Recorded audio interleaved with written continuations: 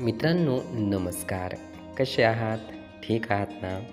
मित्रांनो, आज आपण मानसशास्त्रामधील विशेष घटक बघणार आहोत आणि तो म्हणजे व्यक्तिमत्व सिद्धांत. मित्रांनो, हा एरिक्सनचा व्यक्तिमत्व सिद्धांत आहे. म्हणजे एरिक्सन यांनी सांगितलेली पर्सनॅलिटी थिअरी आपण बघतो आहोत.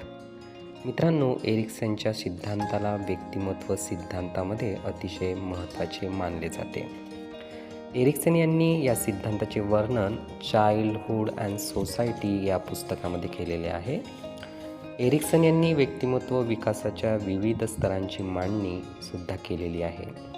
त्यांनी व्यक्तिमत्व विकासाच्या 8 अवस्था सांगितलेल्या आहे. या अवस्था मनोसामाजिक आधारावर सुद्धा स्पष्ट केलेल्या आहे. एरिक्सन यांच्या मते व्यक्तीचा विकास हा मर्यादित वयापर्यंत होत नाही, तर संपूर्ण जीवनभरच होत असतो, असे ते म्हणतात. व्यक्तिमत्व विकासाची प्रक्रिया ही प्रौढावस्थेपर्यंत मर्यादित नाही, तर ती निरंतर काळापर्यंत होत असते, असे त्यांचे म्हणणे आहे. व्यक्ती समाजातील व्यक्तीशी देवाणघेवाण करतो. अशा सामाजिक आंतरक्रियेचा परिणाम व्यक्तिमत्व विकासावर होत असताना दिसून येतो. एरिक्सन यांच्या मते व्यक्ती जितक्या अधिक व्यक्तीशी आंतरक्रिया करेल तेवढा व्यक्तीचा विकास अधिक घडून येतो. तसेच व्यक्ती इतरांशी संबंध साधण्यासाठी जितका अधिक तत्पर असेल तितका व्यक्तीचा विकास जास्त दिसून येतो. एरिक्सन यांनी त्यांच्या सिद्धांतामध्ये व्यक्तिमत्व विकासाच्या 8 अवस्था स्पष्ट केलेल्या आहे. या 8 अवस्था आपण पुढील प्रमाणे बघू. या 8 अवस्थेमधील पहिली अवस्था आहे मौखिक संवेदन अवस्था. मित्रांनो, व्यक्तीच्या पहिल्या वर्षामध्ये मौखिक संवेदन अवस्था निर्माण झालेली दिसून येते. या अवस्थेमध्ये मूल 1 वर्षाचे होईपर्यंत तोंडाद्वारे संवेदना प्राप्त करत असते. या अवस्थेमध्ये मुलांमध्ये विश्वास विरुद्ध संशय असा पेच प्रसंग निर्माण होत असतो. या 8 अवस्थेमधील दुसरी अवस्था आहे स्नायुविक गुदा अवस्था. मित्रांनो, ही अवस्था मुलांमध्ये दुसऱ्या वर्षामध्ये निर्माण झालेली दिसून येते. या अवस्थेमध्ये स्वायत्तता विरुद्ध शंका असा पेच प्रसंग निर्माण झालेला दिसून येतो. तिसरी अवस्था आहे क्रियात्मक जनेंद्रिय अवस्था. मित्रांनो, ही अवस्था मुलांमध्ये 3ऱ्या ते 5व्या वर्षापर्यंत विकास पावत असलेली दिसून येते.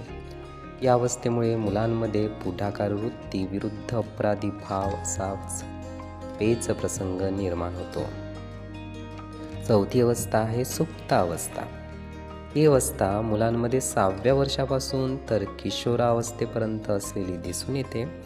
या अवस्थेमध्ये मुलांमध्ये स्वतःला कामात गुंतून घेणे विरुद्ध मोकळा वेळ काढणे असा पेच प्रसंग निर्माण होतो. 5वी अवस्था आहे किशोरावस्था. या अवस्थेमध्ये निर्णय घेणे विरुद्ध गोंधळ उडणे अशा पेच प्रसंगातून व्यक्ती किंवा मुलं हे अडकतात. ही अवस्था प्रौढवयाच्या आधी सुरू होणारी अवस्था असते. 6वी अवस्था आहे पूर्व प्रौढावस्था. यामध्ये प्रौढावस्थेतील सुरुवातीचा कालावधी येतो. या अवस्थेत इतरांबद्दल जिव्हाळा निर्माण होतो. याविरुद्ध वेगळे व्हावे अशी भावना निर्माण होते आणि अशाच पेच प्रसंगात व्यक्ती सापडत असतो. 7वी अवस्था आहे मध्य प्रौढावस्था. मित्रांनो, या अवस्थेत व्यक्ती प्रौढावस्थेच्या मध्यात असतो. या अवस्थेत व्यक्ती आपले कुटुंब निर्माण करावे असा विचार बनवितो विरुद्ध यापासून अलिप्तवाद स्वीकारावा याबाबत पेच प्रसंग निर्माण होतो. 8वी अवस्था आहे पूर्ण प्रौढावस्था. मित्रांनो, प्रौढावस्थेमधील हा शेवटचा कालावधी असतो. याला पूर्ण प्रौढावस्था असे म्हटले जाते. या अवस्थेत व्यक्तीत अखंडत्व प्राप्त करण्याची इच्छा निर्माण होते विरुद्ध निराशा निर्माण होते असा पेच प्रसंग या अवस्थेत निर्माण झालेला दिसून येतो. मित्रांनो, अशा प्रकारे एरिक्सन यांचा सिद्धांत फ्राईड यांच्यानंतर बऱ्याच गोष्टींची उकल करणारा ठरला आहे. त्यांनी विस्ताराने व्यक्तिमत्वाचा विकास कसा होत जातो याचे स्पष्टीकरण केलेले दिसून येते. मित्रांनो, आपण जी माहिती बघितली ती आहे एरिक्सन यांच्या व्यक्तिमत्व सिद्धांताविषयी आणि त्यांनी त्यांच्या सिद्धांतामध्ये ज्या अवस्था व्यक्तिमत्त्वाच्या स्पष्ट केलेल्या आहेत त्याविषयी. मित्रांनो, ही माहिती आपल्यासाठी खूप महत्त्वपूर्ण आहे. त्यामुळे नक्कीच आपल्या मित्रमंडळीपर्यंत सुद्धा ही माहिती नक्कीच शेअर करा.